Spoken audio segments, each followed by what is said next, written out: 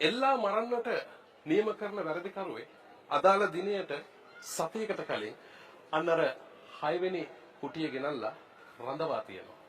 ඊට පස්සේ ඊතුරු දවස් 6 දවසින් දවස කුටි මාරු කරමින් 7 වෙනි දවසේදී මෙන්න මේ මහා සුන්දර තැනට රැගෙන එනවා. මේ තමයි එල්ලුම් ගහ පිටිපස්ස පැත්ත. මට හිතෙනවා සමහර වෙලාවට අපි උසාවිය යනකොට මේ නඩුකාර උන්නාන්සේ එල්ලුම් ගහට නියම කරන දරිද්‍රකරුවාගේ තීරණය ලබා දීලා ඒ තීන්දුව ලබා දීපු පෑන දෙකට කඩලා විසි කරලා දානවා. සමහර වෙලාවට ඒ මුණ දිහා මම බලාගෙන ඉන්නවා. ඒ ඉන්නේ මිනිස්සේ නීතිය ක්‍රියාත්මක කරන්න අවශ්‍ය නිසා નિયમિત නීති පොතේ දඬුවම දෙන්න අවශ්‍ය නිසා එතුමන් මේ තීන්දුව ලබා දෙනවා ඇති. හැබැයි මුණ දිහා බැලුවාම වෙලාවකට මට හිතෙනවා හිතට එකඟව නෙමෙයි වෙන්නේ නැති මේ තීරණය ලබා දුන්නේ කියලා. කොහොම වුණත් එල්ලුම් ගහට නියම වෙච්ච මිනිසයා එල්ලා මැරිය යුතුයි. මේ සඳහා ලැබෙන්නේ සතියේ ඕන දවසක උදෑසන 8:10 කියන වේලාව. මේක 9 වෙන්න තිබුණානේ. මේක උදේ 10 වෙන්න තිබුණානේ. උදේ 11 වෙන්න තිබුණානේ. ඇයි 8 විනාඩි 10 වුනේ?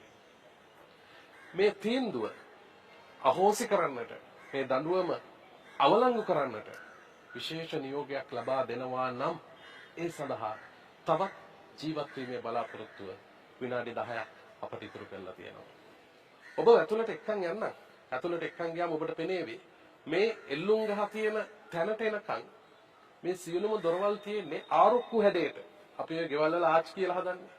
ආන් ඒ හැඩයට තමයි තියෙන්නේ. මොකද එහෙම අහෝසි කිරීමක් සිදු වෙනවා නම් ඒ පණිවිඩය රැගෙන ඉන්නේ අශ්වයෙක් සිටේ පණිවිඩ කරුවා. ඉතින් විනාඩි 10ක කාලයක් හොතටම තියෙනවා මේ සියලු දොරටු විවෘත කරලා තියෙනකොට අශ්වයා පිටින්ම එල්ලුම් ගහ තියෙන තැනට පැමිණෙන්නේ. හිතන්න 8යි 9යි තත්පර 59ක් ගෙවෙනකන් අපි බලාපොරොත්තු සහගතව ඉන්නවා. කෙසේ වෙතත් අලුගෝසුවා විසින් නියමිත වේලාවේදී ලීවරය හැද දැමිය යුතුයමයි. මේකේ දෙන්නේ එකවර එල්ලා මරන්නට පුළුවන්. උඩ තියෙනවා බාල්කය. අලුගෝසුවා ලීවරය ක්‍රියාත්මක කරන විට දොර ලෑල්ල විවෘත වෙනවා. ඉන්පස්සේ තොණ්ඩුව බෙල්ල හිර වෙලා මේ මරණ දණ්ඩනයට ලක් වෙච්ච වැරදිකරු එල්ලා මැරෙනවා.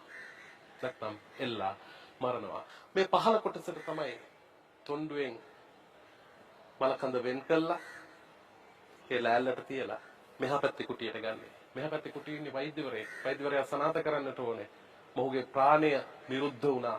මොහු මිය ගියා කියන වෛද්‍ය සහතිකය ඔහුගේ මට්ටමින් ඔහු ලබා දිය යුතුයි.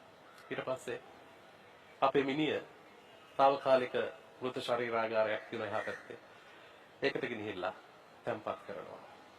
මේක තමයි සිරකරුවෙක් අච්චු ලැබපු කෙනෙක් ලබන්නට පුළුවන් බොහොම අප්‍රසන්නම දඬුවම තීන්දුව දෙවරක් හිතන්න. අපි ඔබ මේ වැරද්ද කරන්නට කලින් දෙවරක් මේ ගැන සිතුවා නම් අපිට එල්ලුම් ගහේ යන්න වෙන්නේ නැහැ.